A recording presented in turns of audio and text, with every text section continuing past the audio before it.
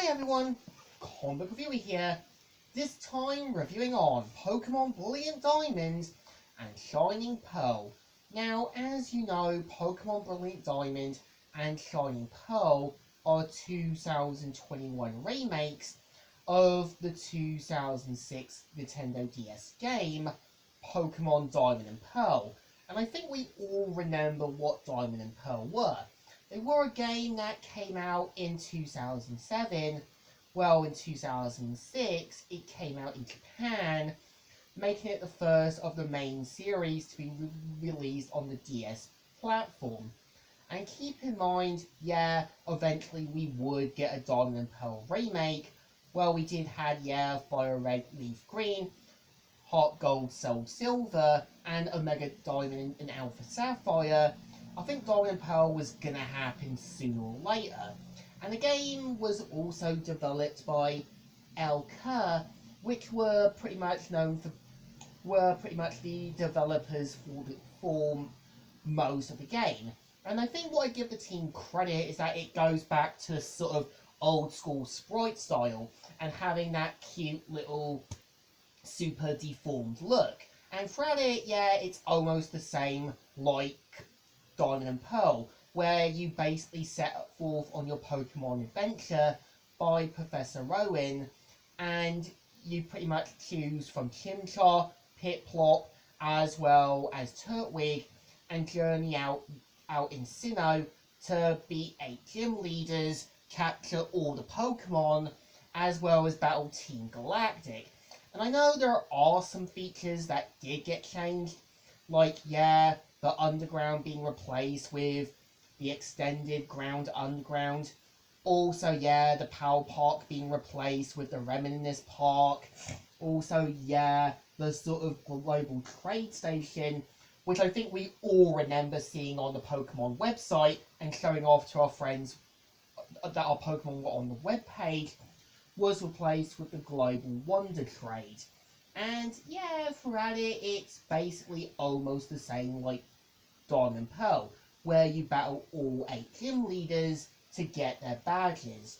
And I think for the most part, some of the gym leaders feel too easy, or once you know what you're doing, you've got an advantage.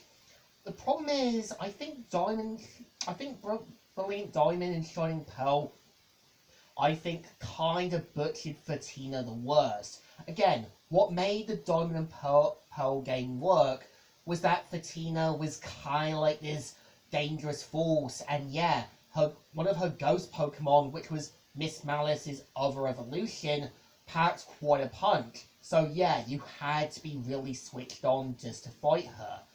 And I kind of think, once you also have, say, a bug type or so, you can actually defeat Malin with no real problems.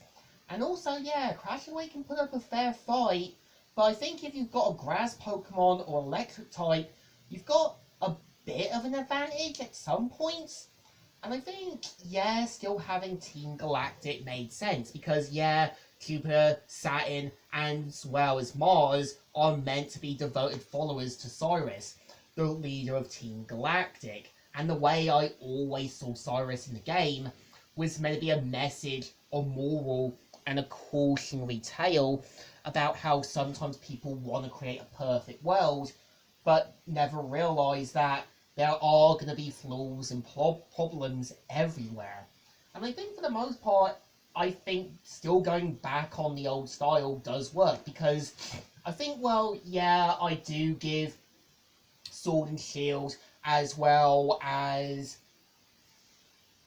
I would say, Scarlet and Violet credit, because the Pokemon you could find in the grass made sense. If you were looking for a Pokemon to be the ace card of your team, or looking something for a better firepower unit, then you could find the Pokemon. I give it credit that it's going back to the old style, where you had to go through bushes just to get the certain Pokemon, or you had to go around the seas just to find what you want.